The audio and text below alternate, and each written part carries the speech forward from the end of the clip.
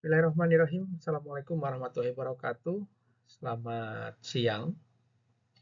Hari ini adalah hari Rabu tanggal 30 Juli 2025. Pada kesempatan ini saya akan mempresentasikan tentang konsep Majalengka Medical Tourism.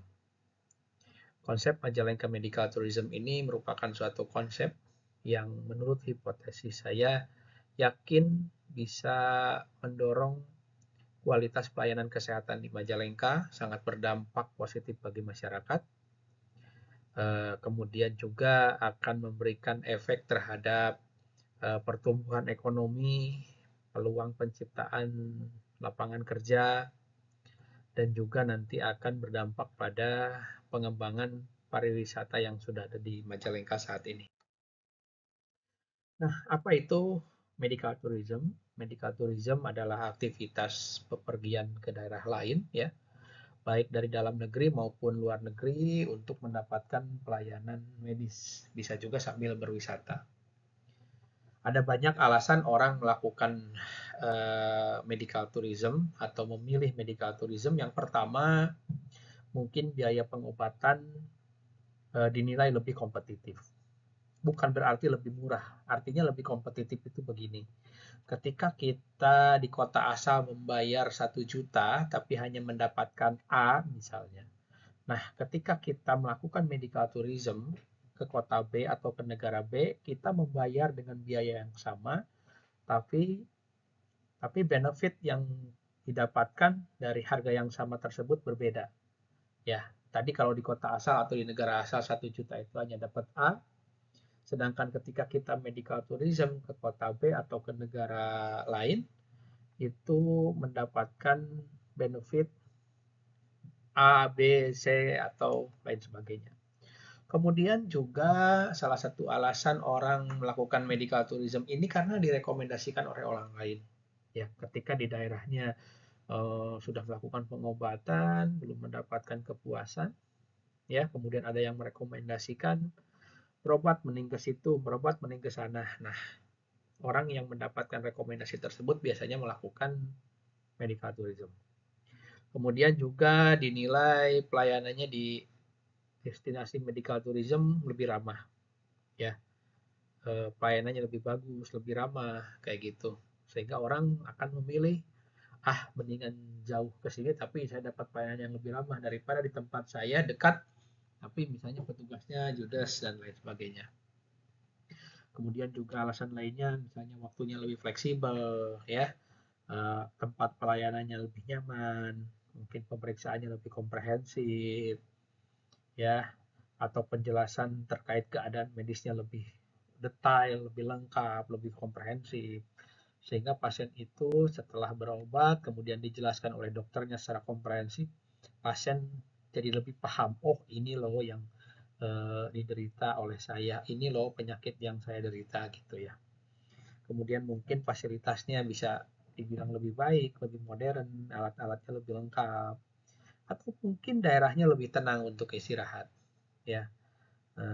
Ada orang yang memilih pergian ke suatu tempat untuk berobat. Kenapa? Karena di daerah tersebut katanya lebih tenang, suhunya lebih sejuk, ya, tidak bising, tidak macet dan lain sebagainya. Itu banyak yang seperti itu. Nah, atau juga ada tujuan lain, misalnya ingin menggabungkan antara perawatan dengan liburan. Misalnya ada orang yang tujuan pergi ke Singapura, dia selain berobat juga dia mungkin sambil liburan. Atau ada orang yang pergi ke Bali, dia sambil pergi ke Bali juga sambil liburan. Itu banyak yang seperti itu. Ada juga yang alasannya karena privacy, ya. Kalau kita berobat di daerah sendiri, mungkin banyak orang yang tahu, tidak bisa istirahat karena orang terus datang gitu kan untuk menjenguk. Nah, ketika kita berobat di tempat lain atau di daerah lain, mungkin lebih private, lebih privacy ya. Jadi lebih nyaman gitu. Nah, itu mungkin beberapa alasan kenapa orang melakukan medical tourism. Nah, seperti apa sih kerangka konsep Majalengka Medical Tourism itu? Sebetulnya sangat sederhana, sangat mudah. Yang pertama adalah rumah sakit yang ada di Majalengka, ya, baik dari segi SDM-nya, dari infrastrukturnya, dari pelayanannya itu terus ditingkatkan. ya. SDM-nya terus ditingkatkan, baik itu jumlahnya maupun kualitasnya, ya, atau kompetensi-kompetensi tambahannya terus ditingkatkan. Infrastrukturnya juga terus dilengkapi, pelayanannya juga, hospitality-nya juga terus ditingkatkan. Sehingga targetnya itu yang pertama jangan dulu muluk-muluk target masyarakat luar, ya. Masyarakat Majalengkanya aja dulu, yang penting masyarakat Majalengkanya puas dulu gitu. Buat masyarakat Majalengka itu bangga dengan pelayanan yang ada di daerahnya. Alhamdulillah ayeuna mah di Majalengka itu dokternya lebih ramah, perawatnya lebih ramah, dokternya lebih banyak pilihannya, dokter spesialisnya lebih banyak, kemudian alat-alatnya lebih lengkap, ya. Jadi ketika masyarakat di lokal udah merasa puas, ya, warga lokal puas, pasti itu akan eh, ngomong kemana-mana, akan merekomendasikan ke orang lain, ya. Contoh orang Majalengka puas, dia pergi ke Bandung, ketemu orang di Bandung. Dia akan cerita tentang kepuasan pelayanan kesehatan di kota di Majalengka, di kampung halamannya. Ya. Nah, itu promosi dari mulut ke mulut itu sangat efektif sekali kalau di bidang jasa layanan kesehatan. Kemudian juga Majalengka Medical Tourism ini nanti kan ada tim khusus ya, baik itu tim dari rumah sakit maupun tim dari Biro Perjalanan Wisata. Nah, itu kan menurut regulasi berhak untuk melakukan promosi-promosi tertentu sepanjang tidak melanggar ketentuan dan perundang-undangan. Nah, itu promosi keluar. Nah, nanti eh, orang dari luar itu akan berobat ke Majalengka, ya. Nah, ketika orang luar berobat ke Majalengka, nanti akan berdampak pada yang pertama, nih ya, atau kalau misalnya konsep medical tourism ini sudah berjalan, manfaatnya masyarakat Majalengka punya akses pelayanan kesehatan yang baik, ya, dan dekat. Bangga dong. Kita butuh pelayanan yang baik tapi tidak jauh, ada di daerah kita. Ini masyarakat lokal akan sangat diuntungkan. Kemudian peluang juga untuk penciptaan lapangan kerja. Ini nih eh, menurut regulasi ya Permenkes, ketika konsep medical tourism ini dijalankan maka dibutuhkan contohnya pemandu wisata medis. Nanti pemandu wisatanya khusus nih, pemandu wisata medis otomatis akan membuka lapangan kerja. Belum lagi kalau pasiennya semakin banyak, tentu kebutuhan dokter akan meningkat, kebutuhan perawat akan meningkat, kebutuhan tenaga kesehatan lainnya juga akan meningkat. Gitu. Kemudian juga akan berpeluang pada peningkatan kunjungan wisata. Biasanya orang sakit itu kan tidak sendirian, bawa keluarganya, bawa temannya, bawa siapa gitu ya. Nanti pengantarnya itu sambil dia nganter keluarganya berobat, bisa juga mungkin sambil berwisata. Nah, ini juga ada peluang untuk peningkatan okupansi hotel, apalagi misalnya perawatannya itu membutuhkan waktu yang lama. Ya, nah ini juga berdampak pada peningkatan kebutuhan jasa transportasi. Eh, Paling enggak orang luar datang ke Majalengka ya paling enggak pesan ojek online misalnya atau sewa mobil misalnya atau naik kendaraan umum misalnya. Nah, ini juga peluang usaha kuliner, oleh-oleh itu sudah pasti ya. Ketika ada orang lain datang ke daerah kita pasti ya dia makan, beli oleh-oleh itu udah pasti. Nah, ini juga akan berdampak pada peningkatan PAD dan mungkin ini yang perlu kita pertimbangkan bersama-sama kalau misalnya layanan kesehatan di daerah kita sudah mengalami peningkatan yang luar biasa, banyak orang luar datang berobat ke kita, maka citra kita di mata nasional atau mungkin di mata dunia akan lebih baik gitu. Jadi ada ciri khas yang bisa dibanggakan. Ya, ketika kita keluar dari mana? Dari Majalengka. Oh, Majalengka yang rumah sakitnya bagus ya, yang dokternya bagus ya, yang perawatnya bagus ya. Nah, nanti akan seperti itu. Kita punya branding yang sangat positif bagi kita ya. Nah, ini di Indonesia sendiri sebetulnya sudah ada regulasi yang mengatur tentang pelayanan wisata medis, yaitu Permenkes nomor 76 tahun 2015. Jadi ini bukan sesuatu yang baru ya. Hanya mungkin ini belum familiar konsep ini. Masih banyak orang yang belum paham tentang apa itu konsep medical tourism. Ya, regulasi terkait medical tourism ini ada ya Permenkesnya. Ya, nanti silahkan Bapak Ibu bisa dibaca sendiri, mungkin bisa di-download. Oh iya, dan ini Permenkes ini itu per, per hari ini saya cek itu masih berlaku ya. Nah, seperti apa ini potensi wisata di Majalengka? Kabupaten Majalengka itu kan merupakan salah satu kabupaten yang sangat strategis ya di Jawa Barat yang menyimpan potensi pariwisata yang sangat luar biasa. Menurut data yang saya dapatkan, Kabupaten Majalengka itu luas wilayahnya sangat luas, ada 1.204,24 km persegi. Ya, ini sangat luas. Ya, jumlah penduduknya ada 1,3 juta jiwa pada tahun 2024. Tingkat kepadatan penduduknya Majalengka hanya sekitar 1.079 jiwa per kilometer. Angka ini menunjukkan bahwa Kabupaten Majalengka bukanlah kabupaten atau bukan merupakan daerah metropolitan yang padat bising ya. Ya, jadi Majalengka bukan daerah yang padat, yang bising, yang penduduknya banyak gitu ya. Melainkan kabupaten yang tenang, asri. Nah, ini sangat ideal untuk wisatawan yang menginginkan suasana yang berbeda ya dari hiruk pikuk kota besar. Jadi sekarang itu ada karakter begini, ada habit atau ada apa namanya kebiasaan masyarakat di kota yang sehari-harinya bertemu dengan kemacetan, bertemu dengan kepadatan, maka ingin dia rasanya menikmati daerah yang lengang, yang sepi, yang kosong, ya untuk istilahnya healing ya. Jadi ketika daerah kita sepi bukan berarti daerah kita tidak ada potensi untuk di dalam tanda kutip dijual. Justru ini sangat potensial. Contohnya nih orang-orang Jakarta. Kalau weekend kan dia pergi ke puncak, pergi ke Bandung ya untuk apa istilahnya untuk self healing, untuk ya untuk menyepi lah gitu. Nah, kemudian dari sisi geografis Majalengka juga memiliki karakteristik topografi yang sangat unik ya, terbagi menjadi dua kawasan utama. Ya, kalau di utara didominasi oleh dataran rendah yang sangat dekat dengan beberapa infrastruktur strategis nasional seperti jalan tol Trans Jawa, kemudian jalan tol Cisumdawu, ada Bandara Kertajati, ya, kemudian juga dekat ke Subang yang mana ada Pelabuhan Patimban, ya, dan Majalengka sendiri juga ini jaraknya juga cukup dekat dengan kota besar. Misalnya dari Majalengka ke Jakarta itu kan kalau lewat tol ya hanya sekitar 3 jam ya dari Majalengka ke Jakarta. Terus dari Majalengka ke Bandung juga hanya 1,5 jam ya. Jadi lokasinya juga sangat strategis. Nah, ini potensi ya di wilayah utara. Kemudian di wilayah selatan, topografi wilayah selatan itu Majalengka dominasi dataran tinggi ya.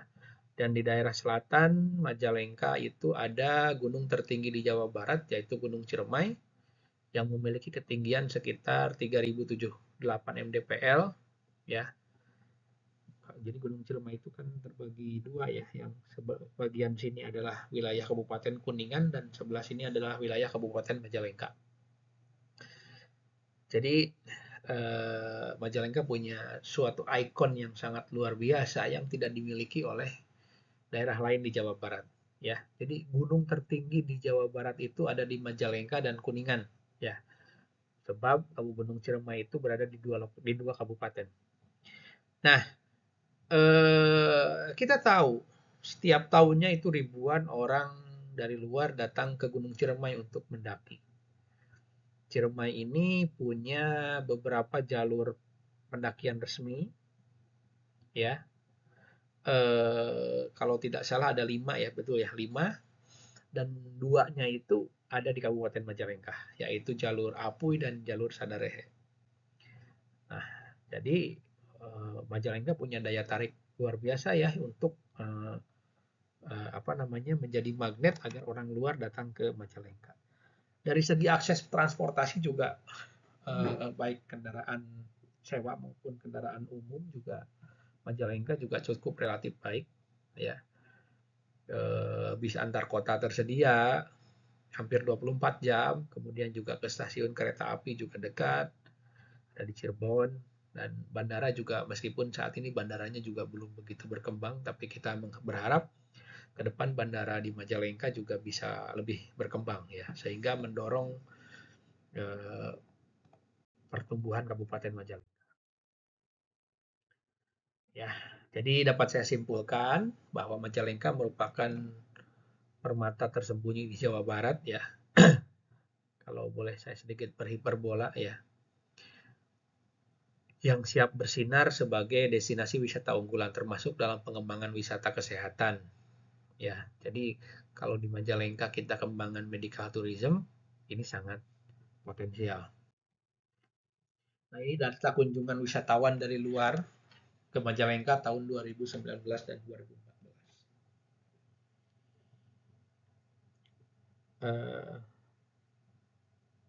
Pada tahun 2019 ini ada sekitar 70.000 sekian. 2020 ini karena waktu itu pas COVID ya. 2020 ada 375 sekian. 375.000 sekian. 2021 naik, 2022 lebih naik lagi, 2023 terus menaik, dan ini tahun 2024 luar biasa. Ya, padahal targetnya hanya 100.000, tapi ini yang datang sampai 2,3 juta wisatawan datang ke Majalengka. Ini saya dapatkan datanya dari Dinas Pariwisata. Ya, bayangkan setiap tahun terus meningkat. Di tahun 2024 orang berkunjung ke wisata-wisata yang ada di Majalengka ada sekitar 2,3 juta jiwa. 2,3 wisatawan yang datang. Baik Bapak Ibu yang saya hormati, nah ini rumah sakit, profil rumah sakit ya di Majalengka, baik pemerintah maupun swasta, kita ada 6. Ada rumah sakit umum daerah Cideres, rumah sakit umum daerah Majalengka, rumah sakit umum daerah Talaga. Ini milik pemerintah ada 3, kemudian ada swasta diantaranya ada rumah sakit Mitra Plumbon Majalengka ya di Sumberjaya, kemudian juga ada rumah sakit Juansih ya ini baru di Panyingkiran, dan ada rumah sakit Livasia yang ada di Kadipaten. Jadi rumah sakit sudah cukup banyak di Majalengka ya dibandingkan mungkin 10 tahun yang lalu ya. Nah, ini adalah beberapa layanan unggulan yang mungkin bisa ditawarkan ya. Jadi konsep medical tourism ini lebih kepada perawatan-perawatan tertentu, misalnya skin and aesthetic, gigi dan mulut, medical check up dan consultation, kemudian ortopedi, fisioterapi, layanan kesehatan mata misalnya, atau perawatan pasca stroke, imaging center. Imaging center itu kayak layanan ronsen. Kemudian juga psikiater ya, kesehatan jiwa, dan akupuntur misalnya. Nah, ini dari sekian banyak ini saya buat 10 atau mungkin bisa lebih. Tapi kalau memang belum mampu semuanya ya bisa bertahap. Apa dulu nih yang kira-kira memungkinkan kita implementasikan di Majalengka? Ya, misalnya yang memungkinkan ini skin aesthetic dulu nih sama gigi misalnya. Ya, boleh itu dulu aja. Dimulai dari hal yang terkecil, terus dikembangkan, dievaluasi, apabila ada kekurangan ya diperbaiki ya, ditingkatkan, nanti sehingga menjadi punya ciri khas. Nah, ini ya tadi juga di awal sudah saya singgung manfaat Majalengka Medical Tourism ini. Ada manfaatnya itu yang pertama untuk masyarakat Majalengka, masyarakat lokal nanti punya pelayanan kesehatan yang baik, dekat ya. Bangga loh masyarakat Majalengka di daerahnya punya pelayanan kesehatan yang baik, tidak perlu jauh-jauh keluar. Kemudian peluang lapangan kerja ya, contohnya ya pemandu wisata medis atau penambahan kebutuhan tenaga medis atau tenaga kesehatan. Nah, ini juga bisa menjadi peluang peningkatan kunjungan wisata, peluang peningkatan okupansi hotel, peluang peningkatan kebutuhan jasa transportasi, kemudian peluang peningkatan bisnis kuliner, oleh-oleh, dan lain sebagainya. Ini juga berpeluang peningkatan PAD ya buat pemerintah, dan tadi sudah saya tekankan ketika di Majalengka memiliki fasilitas pelayanan kesehatan yang baik, yang unggul, yang orang-orang luar banyak berobat ke kita, maka kita nanti akan punya branding atau punya ciri khas ya. Nah, ini bagaimana tata kelolanya? Ya, ini berdasarkan Permenkes nomor 76 2015 tentang pelayanan wisata medis. Ini pemerintah Kabupaten Majalengka harus bisa mendorong dan memfasilitasi rumah sakit ya dan biro perjalanan wisata medis. Ya, nah ini rumah sakit menurut pasal 4 itu pelayanan wisata medis itu mencakup pra rumah sakit, kemudian selama di rumah sakit, dan pasca rumah sakit. Kemudian pasal 5 sampai 6 ini kalau misalnya rumah sakit mau menjadikan rumah sakit tersebut sebagai rumah sakit wisata medis, itu harus mengajukan penetapan ke kementerian ya. Jadi nanti menteri yang menetapkan bahwa rumah sakit tersebut merupakan rumah sakit wisata medis. Ya. Nah, ini pasal 6-nya untuk mendapatkan penetapan sebagaimana dimaksud dalam pasal 5, kepada kepala atau direktur rumah sakit harus melakukan permohonan penetapan kepada menteri melalui dirjen ya, dengan memenuhi persyaratan administratif dan persyaratan teknis. Nah, syarat administratifnya ada ya di pasal 7, kemudian penjelasan layanan unggulan juga ada di pasal 8. Tim kerja wisata medis ada di pasal 9. Kerjasama biro rumah sakit dengan biro perjalanan wisata ada di pasal 10. Persyaratan teknis ada di pasal 11. Nah, ini BPW atau Biro Perjalanan Wisata khusus medis ya. Ini juga untuk Biro Perjalanan Wisata juga diatur di Permenkes 76 2015 ya. Jadi BPW itu atau BPWM itu suatu bentuk usaha perjalanan wisata yang memiliki spesifikasi khusus,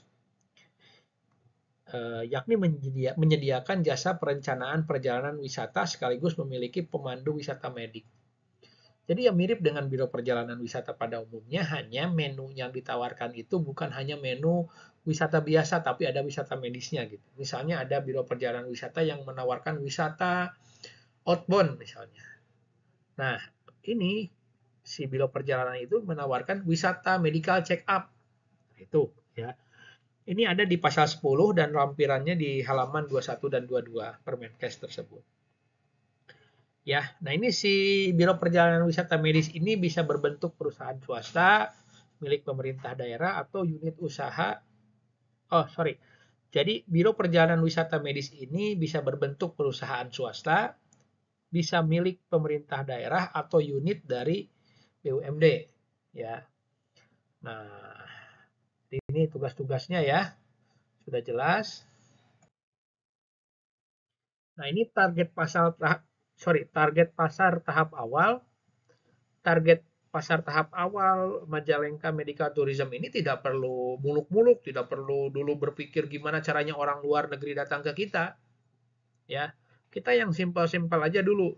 Nih bagaimana nih orang-orang tetangga-tetangga kita, orang Subang, Indramayu, Cirebon, Kuningan, Ciamis, Sumedang gitu kan, mau berobat ke Majalengka, mau memilih Majalengka sebagai pilihan untuk berobat.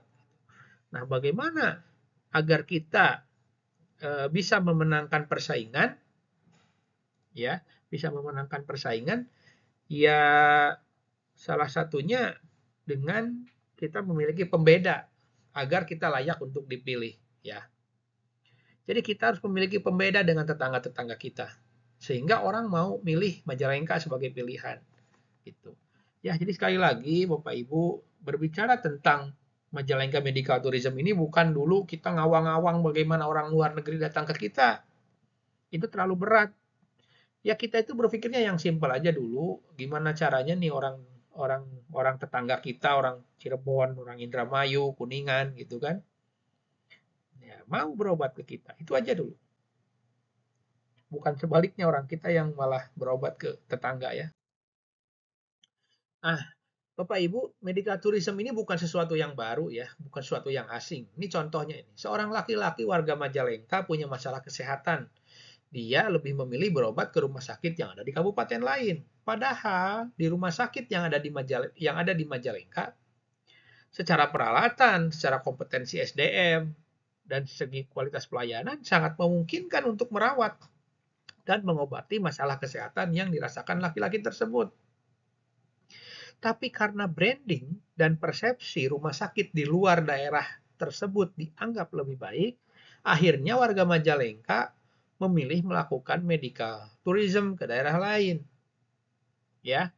Nah, ini yang perlu kita cermati bersama Bapak Ibu. Pada saat laki-laki tersebut melakukan rawat jalan atau berobat ke rumah sakit lain yang ada di daerah lain, secara tidak langsung akan membawa dampak positif terhadap ekonomi daerah tujuan.